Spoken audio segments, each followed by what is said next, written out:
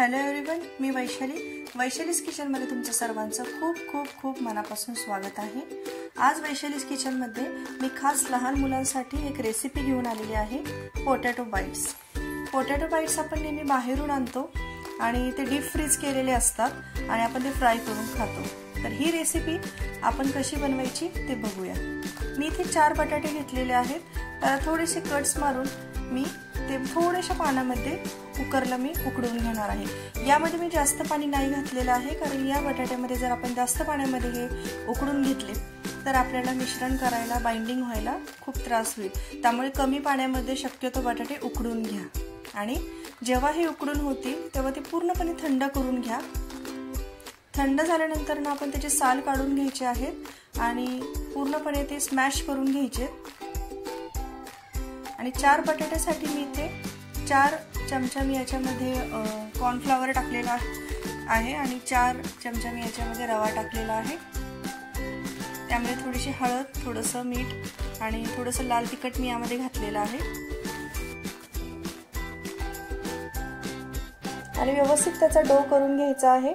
त्यामुळे थोडंसं तेल टाकून व्यवस्थित त्याला घ्यायचं आहे आणि डो बनवून झाल्यानंतर आपल्याला त्याच्यामधून एक छोटासा डो काढून घ्यायचा आहे आणि त्याला तेल लावून पोळपाटावरती व्यवस्थित तेल लावून घ्यायचे। लाटण्यालाही तुम्ही तेल लावून घ्या आणि एक छोटीशी चपाती त्याची अशी करून घ्यायची, जाडसर थोडीशी ती लाटायची आणि त्याला तुमच्या घरात जे काही कटर्स असतील त्याने तुम्ही ते कट करून घ्या। माझ्याकडे स्टारचा होता म्हणून मी स्टारच्या आणि कटर्सनी ते कट केलेलं आहे। काही स्टारचा वगैरे दुसरा नसेल शेप तर तुम्ही ग्लासाने कट केलं तरी चालेल, काहीच प्रॉब्लेम नाही। आणि एका डिशमध्ये मी एक कॉर्नफ्लॉवर थोडंसं टाकलेलं आहे, त्यावरती मी हे पोटॅटो बाईट्स ठेवलेले आहेत आणि त्याला व्यवस्थित कॉर्नफ्लॉवरमध्ये कोटिंग करून त्याला 3 ते 4 तास मी डीप फ्रीज करायला ठेवलेला आहे।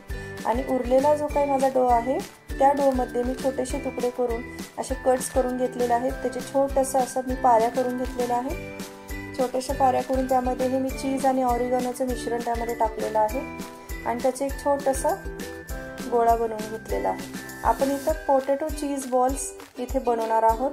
हे सुद्धा आपल्याला 3 ते 4 तास डीप फ्रीज करून घ्यायचे आहेत। डीप फ्रीज केल्यानंतर हे पोटॅटो बाईट्स आपल्याला आणि चीज बॉल्स आपल्याला फ्राय करायला सोपे जातील। इथे मी थोडंसं कॉर्नस्टार्च घेतलेलं आहे, त्यामध्ये थोडंसं पाणी घालून त्याचं छोटंसं एक मिश्रण तयार करून घेतलेलं आहे आणि साईडला तिथे कॉर्नफ्लेक्स मी तिथे बारीक करून घेतलेले आहेत।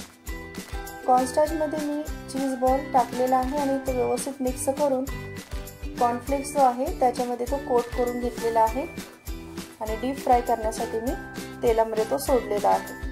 हाय फ्लेमवरती बिलकुल हे फ्राय करू नका, नाहीतर ते वरचे कॉर्नफ्लेक्स जे आपण त्यात पूर्णपणे कोटिंग करून घेतलेले ते जळून जातील। मीडियम टू हाय फ्लेमवरती आपल्याला हे करायचं आहे आणि गोल्डन कलर आल्यावरती काढून घ्यायचे आहे। खूप छान लागतात, खूप सिंपल आणि खूप साधी रेसिपी आहे, नक्की ट्राय करून बघा। आणि ही रेसिपी तुम्हाला आवडल्यास प्लीज लाईक, शेअर आणि सबस्क्राईब करा। थँक्यू।